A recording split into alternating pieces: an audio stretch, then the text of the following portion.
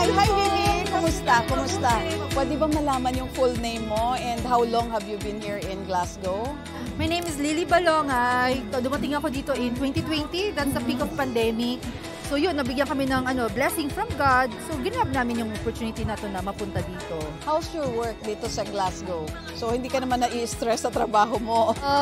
Sometimes, kasi we've been dealing with patients, yung mga concerns nila, yung mga medical histories nila. How do you cope with that? Magbabanding kami every weekend. We make sure na lalabas kami every weekend. Aside sa work-related stress, yung may malungkot dito, away from family, kasi kami lang. MX3 capsule, ano yung naging effect sa health mo? Nagpa-check ako sa doctor kasi nga nag-worry ako, may lump ako dito. Pero hindi naman siya nothing serious. So nalaman ng family ko sa Pilipinas, pinadalhan niya ako sa Dubai, which is okay naman, naging okay. So naging ko na siya, yung parang nakasanayan na every time, lalo pag umuwi ako ng Pilipinas, I make sure na may dala. Kasi gusto ko yung husband ko uminom din. Ako yung tao na talagang i-invest more doon sa mga health supplements. MX3, dito ako believe.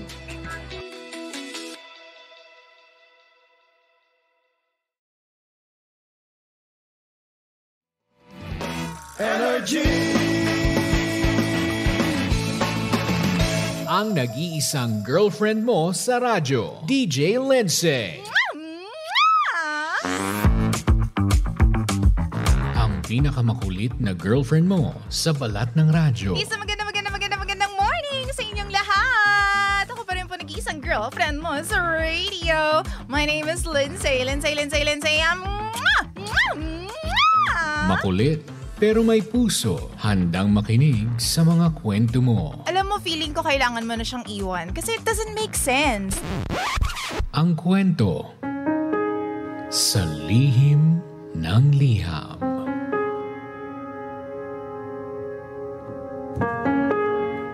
Mahal kong Lindsay.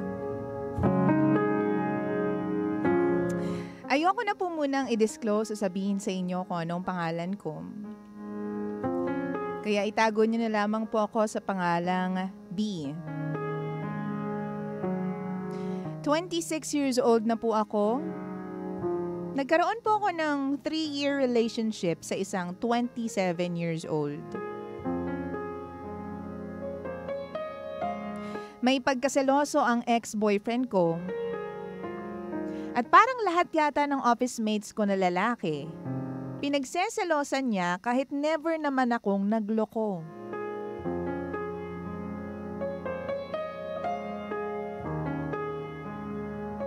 Pinabayaan ko yun lahat, DJ Lindsay. Hanggang sa naging tahimik naman ang buhay namin. Nagpakasal kami. Sabi namin gusto naming magsimula ng bagong pamilya. Bagong chapter sa buhay namin. Ilang taon ang nakalipas, habang nananahimik kami ng asawa ko. Di ko alam na meron pala siyang inililihim sa akin. Matagal niya na palang sikreto yung pagkakautang niya nung mag-boyfriend pa lamang kami. Utang sa iba't ibang tao. Nalaman ko na lamang na ang dami niyang binabayaran nung malapit na yung kasal. Pero nung time na yon, ang sabi ko, okay lang, pera lang yan, kikitain pa. Pero DJ Lindsay, hindi yan pala pera lamang. Kasi dati-rate nung hindi pa kami kasal, halos lahat ng kinikita ko, naiipon ko.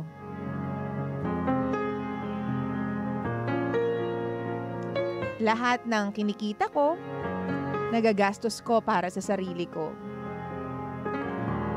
Kahit papaano masaya ako sa sinasahod ko noon. Naitatawid ko yung araw-araw at may extra pa. Pero ngayon na mag-asawa na kami, yung extra na yon, Imbes na dalhin ko para sa mga bagay na magpapasaya sa akin o sa amin, napupunta lang sa mga bayarin at pagkakautang niya.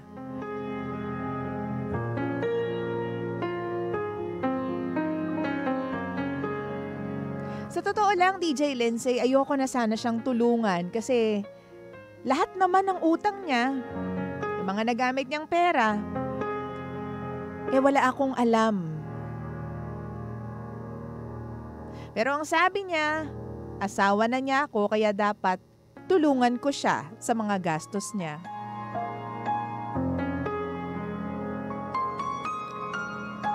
DJ Lindsay, ibig ba sabihin nun, nagpakasal siya sa akin para matulungan siya sa mga bayarin niya?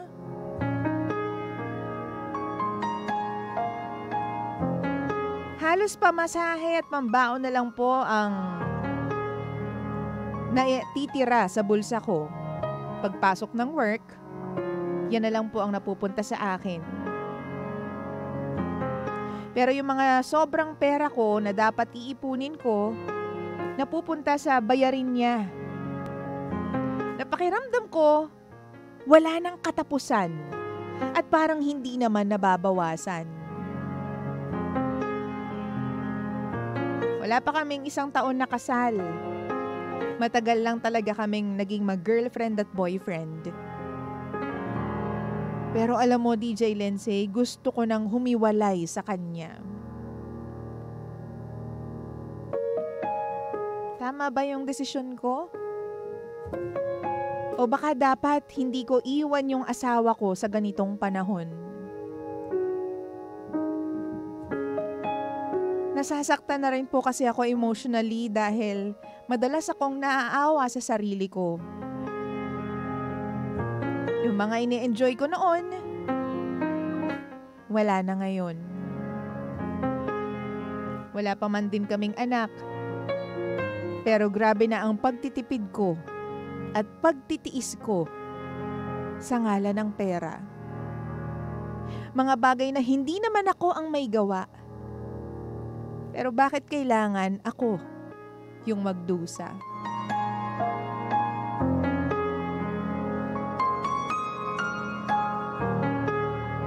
Panggatulungan niyo po ako? Palagi po akong nakikinig sa lihim ng liham, lalong-lalo na pag nandito na po ako sa opisina namin. Muli, ako si B. At ito ang lihim ng aking liham.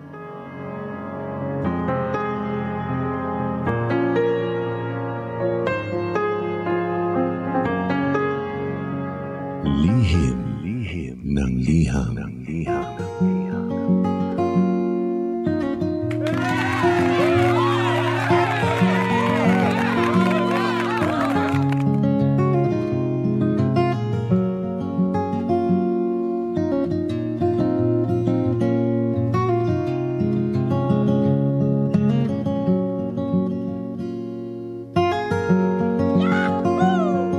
Nagkakawalaan po ng ano. Ayun. Lihim ng liham. 9:13 na po ng umaga. Tayo pa rin po ang estasyon na same, pero iba! Hanggang we're number 1, 06.7 Energy FM. Panggawag mo sabihin radyo. Sabihin mo, Energy! My name is Lindsay. Keeping you company all the way till 11 in the morning. Wow! Good morning sa lahat po ng mga utangero at utangera. Grabe naman yun. Alam mo yun yung pinakamasakit, yung last part. Alam mo yun, Kuya Noli, hindi naman ikaw yung nangutang, yung asawa mo yung nangutang nung mag-boyfriend at girlfriend pa lang kayo. Pero dahil kasal na kayo ngayon, Kuya Noli, makikibayad ka rin.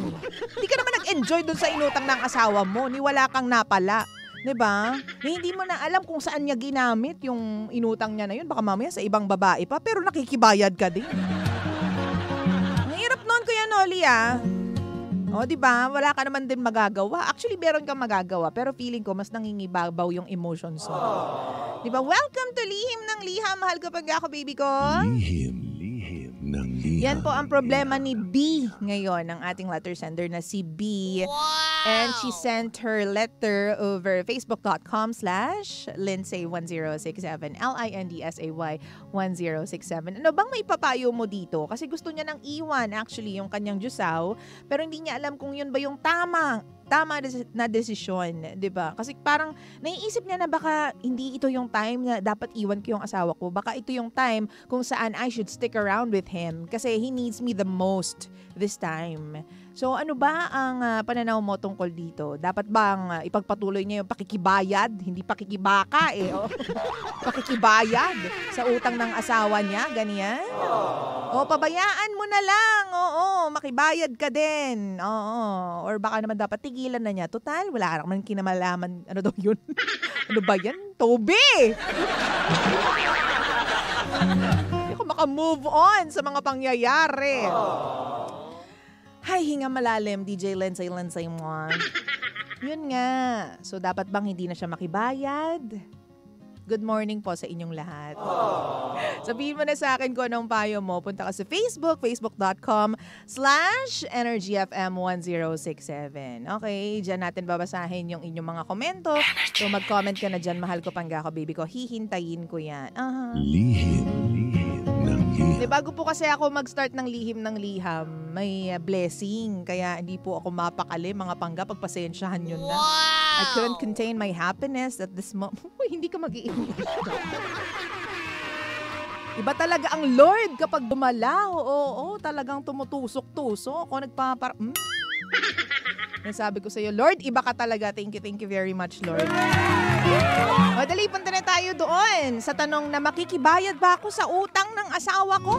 O pababayaan ko siya? Total, wala naman akong alam sa mga utang niya. Wow! Sabi pa dyan, dapat nga makibayad ka. Sabi daw ng asawa niya, ng mister niya, dapat makibayad ka din. Kasi, asawa na kita ngayon. Okay Huy! Baka kailangan mong mahimasmasan naman. Oo, di ba? Sabi dito ni Tata, nararamdaman mo pa bang mahal mo siya? Kung hindi na po buo tulad dati yung nararamdaman mo sa asawa mo, hiwalayan mo na lang para wala ka nang pansinin pa o pasanin sa buhay. Pero kung mahal mo talaga, pag-usapan ninyo. Dapat ikaw ang hawak ng sweldo niya. Dapat hindi na siya magdagdag ng utang sa ibang tao o agency, or else hihiwalayan mo na siya. I-threaten mo para naman maalog yung utak niya at maisip niyang mali yung kanyang mga ginagawa, Ate B. Lihim ng liham. Sabi naman ni Lorena, Ma'am, alamin mo po kung kanino may utang ang asawa mo at alamin mo rin kung magkano pa ang balance, tapos ikaw ang magmamanage ng sahod ng asawa mo. Ganyan talaga buhay mag-asawa. Kung sana di ka agad nagpakasal habang may utang siya, wala ka naman sanang problema ngayon. Total, pinasok mo na yan, gawan mo na lang ng solusyon talaga. At pagsabihan mo ang asawa mo na wag siyang uutang at uutang na naman. Hindi mo alam din kasi kung sa susunod ba matutulungan mo pa siya, 'di ba? Wag na din muna kayo mag-anak para hindi naman madamay ang bata sa pagtitiis. Opinion ko lamang po ito. Bahala ka sa final decision. Lihim ng liham. Sabi ni April Ann, ba't mo rin kasi binabayaran kung di naman sa'yo yung utang, di ba? Hayaan mo siya sa utang niya, sabihin mo wala kang pera, nasa iyo rin naman yan kung mag-aambag kang pambayad ng utang. Ngayon kung nagbigay ka ng pambayad ng utang, dapat hindi ka nagrereklamo dyan. Sa bagay. Fairness naman sa iyo, April. May point ka doon, no? Oo. Next tayo sa comment. Lihim ng liham. Bakit ka nagpakasal sa taong hindi po lubusang kilala? Sabi ni Mary Grace. How sad, wala pang divorce sa Pilipinas. It's either humiwalay ka or magstay ka sa ganyang sitwasyon. Wala pa nga kayong anak, ganyan na. So, how much more kapag nagkaanak na po kayo? Baka ma-depress ka lang. Kakahanap po ng pera pambayad ng utang at pantustos sa pamilya. Lihim ng liham. Sabi naman ni Kayori Mendez, hindi mo obligasyong tulungan siya sa utang niya. Ganyan din ang ex ko dati. Naisip ko, bakit ako magsistay sa ganyang sitwasyon? Ilang taon na ako naghihirap at nagastos, dumating sa point, pati luho niya, inuutang ko sa ibang tao. Sobrang toxic naman po ng ganyan. Hanggat maaga pa, hiwalayan mo na yan. Walang mabuting maidudulot sa'yo, yung tatay o yung asawa mo na yan. Lihim ng liham. Sabi po ni Baguio, in sickness and in health, in debts and interest, no loan shark or Bombay shall keep you apart. Hoy! In fairness dun in fairness, panalo ka dun. Sabi ni Baguio yon. In sickness and in health, in debts and interest, no loan shark or Bombay shall keep you apart. Dali, punta pa tayo sa ibang comments. Mahal ko pang baby ko. Again, facebook.com/energyfm1067. Hanapin niyo po yung live doon and we shall continue with the comments. Okay, sabi ni Janela, hello DJ Lindsay, pa-shoutout naman po sa mama ko na si Nona Nacion. Nasaan yung tulong mo doon, be? Madali mag-comment ka, Janela, para masaya. Hindi mo kasi kinuhang ninang si Alice Go. Sabi ni Odebeka. Sabi naman po ni Lian, para sa akin, red flag agad si Josawa mo. Parang pinakasalan ka lang niya para may pambayad siya ng utang. At ginawa kang sugar mommy. Ngayon pa lang, mag-isip ka na at hiwalayan mo na siya para ang mamroblema sa mga utang niya, siya lang mag-isa. Para na rin mabigyan siya ng leksyon yung mga ganyang Josawang user. Sabi naman ni Jessica, mahirap magbayad ng hindi mo alam kung saan napupunta yung utang na yon. At lalong mas mahirap yung naoobliga ka sa pagbabayad tapos pwede niyang ulitin kasi may nagbabayad naman. Pwedeng makonsente yung maling gawain niya sa ganong paraan. Okay. Sabi naman po ni Benix Barosa, pabarangay mo na kaya yung asawa mo para madala. Sabi pa dito ni RJ Kim, kala ko till death do us part, till debt, utang do us part pala. Ang sakit nun. Hindi till death do us part, till death do us part. Iba yung spelling. Amber yan, utang ko, gastos ko, bayad mo, utang ko. Love, husband. Sabi naman ni Arch, reality of marriage can bite you, especially pagdating sa finances. For richer and for poorer was part of the vows you both made to each other. The strength of your marriage will be measured not through how you enjoy the happy times, but through how you navigate the hard times. Aww. Yan ang masakit talaga na katotohanan, mahal ko Panggako baby. Sabi ni Amber yan, sabihin mo sa asawa mo, nangutang ka, hindi pa tayo kasal, kaya wala na ako dyan kinalaman, suluhin mo yung bayad mo. Sabi ni Mark Anthony, move on kasi sa bandang huli, iiwan ka rin yan. Oy, thank you very much sa lahat po ng mga comments ninyo. Sige lang po, kung meron kayong comments tungkol dito sa ating kwento and sa problema ni B, isend mo yan sa akin. Again, facebook.com/energyfm1067. Click live. Nandun na po, lalabas na po yung pagmumukha ko dyan. Yung nagsusumigaw kong eyelashes for today's video. And kung meron kang song request na babagay dito po sa problema ni B, isend mo na rin yan dyan sa live. I-comment mo na rin yan dyan sa live because I will be playing that in just a bit, okay? Wow! Ako naman, ang nakikita ko dyan, kung may pangtulong ka, edi sige lang. Kung sa tingin mo naman makakagaan sa kalooban mo, di ba, hepe? Yung tumulong sa utang ng asawa mo at hindi naman, alam mo yun, hindi naman yung ikaw yung naiipit, sige lang, tumulong ka. Yung tipong, bukal sa loob mo yung pagtulong, hindi yung tumutulong ka, pero umiiyak ka ng dugo on the side. Diba? Sabi ni Lee Mendoza, ginawa ka lang pambayad ng utang. Kasi totoo naman yun Ito kapag may mga asawa na kayo, you will understand this. No, na kapag alam mo na bothered yung asawa mo, diba? Pag alam mo na hindi siya makatulog sa gabi, laging nakatulala, isip ng isip. Tapos ikaw naman, meron kang sobra-sobra, hindi ba nakakakonsensya din yun? Na kaya ko naman siyang tulungan bakit hindi ko gawa ng paraan kahit papaano? Wow! Diba? I'm sure, kapag ikaw ay asawa, gagawa ka rin ng paraan para kahit papaano gumaan yung dinadala ng mister mo. Diba? Kapag wala na siyang mahanap na solusyon, dyan nga papasok yung talino ng mga misis. Diba? Ng mga babae, paano natin masusolusyonan tong problema mo? Paano ka makakaalis dun sa face na lagi kang tulala, lagi ka namang problema dahil sa mga utang mo? Siguro una sa lahat, dapat magtapat siya sa'yo. Saan mo dinala yung pera? Bakit lumaki ng ganyan yung utang mo na parang hindi natatapos? Wow! Hindi natatapos yan dahil napakalaki ng interes. Oo.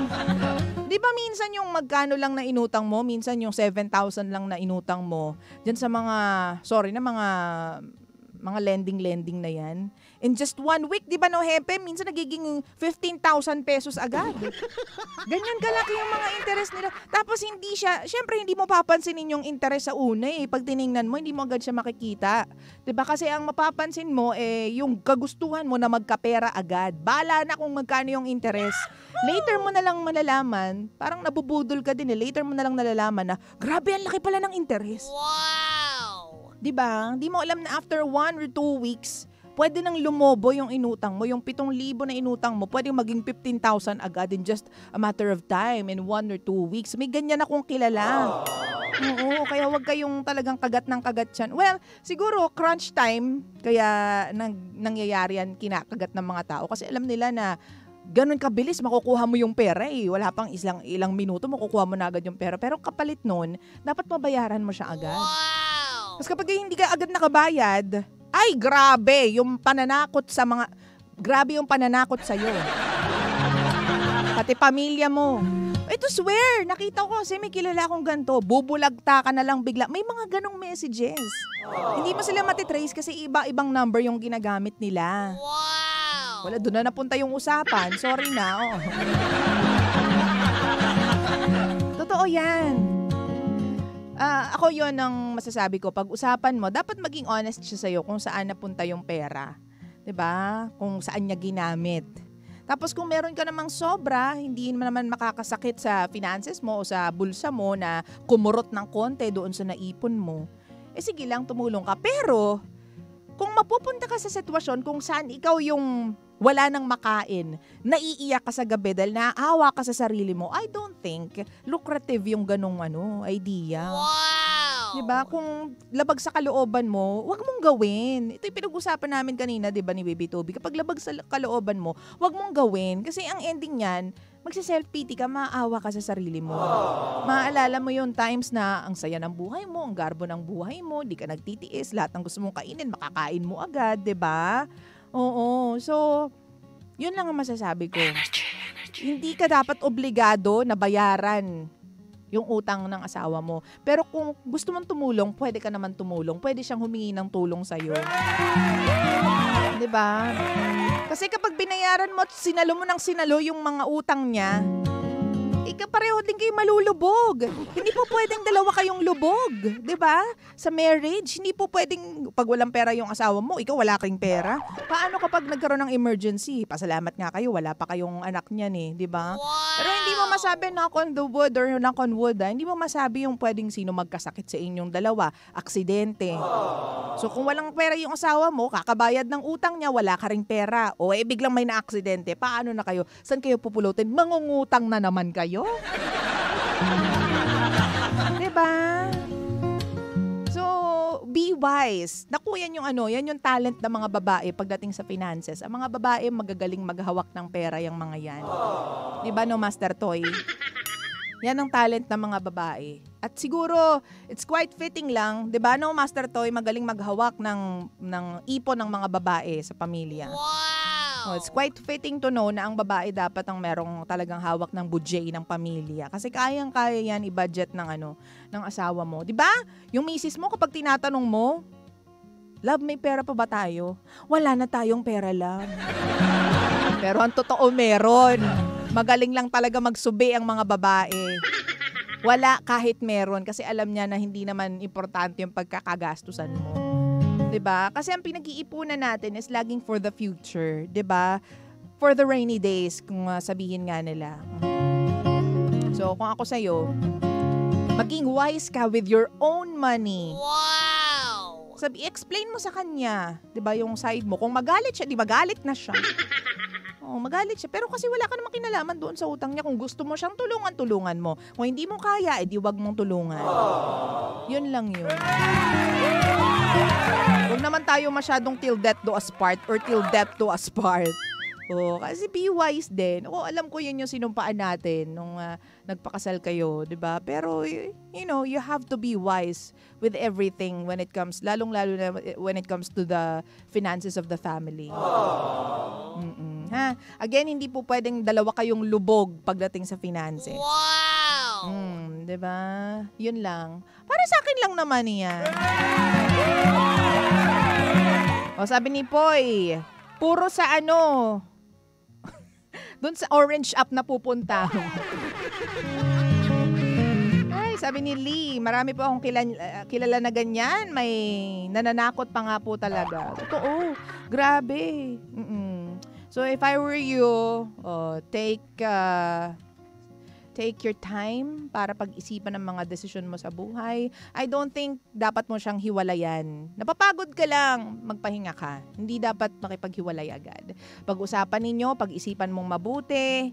Oo, at hindi yan parang magjowa lang kayo, no? Na gusto mong hiwalayan, hihiwalayan mo na agad. Pag-isipan mong mabuti. Pera lang yan. Again, babalik tayo dun sa pera lang yan. Mahirap siyang kitain, pero kikitain naman. Wow! Kaya nga dapat maging wise ka. Again, balik ka dun sa core. Bakit ba kayo magkasama? Bakit ba kayo kinasal? Kasi mahal ninyo yung isa't isa. But you know what, mahal ko? Sabi nga nila, sometimes love just ain't enough. 9:30 on the clock. Mahal ko pangga ko, baby ko. Paris Smith and D. Henry with the song Sometimes Love Just Ain't Enough. Dito lang yan sa Energy FM. Energy.